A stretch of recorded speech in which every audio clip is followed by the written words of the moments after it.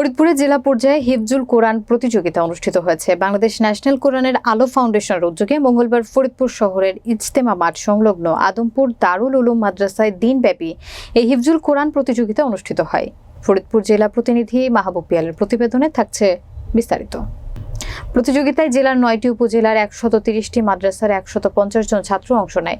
5টি গ্রুপে হিফজুল কোরআন প্রতিযোগিতা অনুষ্ঠিত হয়। 10 বছর পর্যন্ত 3 পারা গ্রুপ, 11 বছর পর্যন্ত 5 পারা গ্রুপ, 12 বছর 10 পারা গ্রুপ, 13 থেকে 14 বছর পর্যন্ত 20 পারা গ্রুপ এবং 16 বছর 30 পারা গ্রুপ করে এই প্রতিযোগিতা নেওয়া হয়। প্রতিযোগিতায় বিজয়ীরা ঢাকায় অনুষ্ঠিত জাতীয় পর্যায়ে অংশ নেবে। এদিকে দিনব্যাপী জেলা পর্যায়ে হিফজুল কোরআন প্রতিযোগিতা শেষে বিকালে বিজয়ীদের মধ্যে পুরস্কার বিতরণ করা হয়।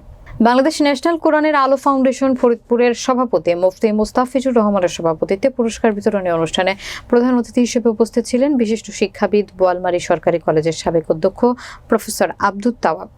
এ সময় পিবিআই ফরিদপুরের পুলিশ সুপার রবিউল ইসলাম, শামসুল উলুম মাদ্রাসার প্রিন্সিপাল মুফতি কামরুজ্জামান, বাংলাদেশ ন্যাশনাল কোরআনের আলো ফাউন্ডেশনের চেয়ারম্যান ও কোমরপুর মারকাজুল কোরআন মাদ্রাসার প্রিন্সিপাল হাফেজ কারি আলামিন আইয়ুবী, সেক্রেটারি হাফেজ মাওলানা রেজাউল করিম, আদমপুর দারুল উলুম মাদ্রাসার প্রিন্সিপাল মুফতি নুরুল্লাহ ফরিদি, মুফতি এনায়েতুল্লাহ সিরাজুল ইসলাম রানা সহ অনেকে। পরে প্রতিযোগিতায় বিজয়ীদের মধ্যে পুরস্কার ও সনদপত্র বিতরণ করা হয়।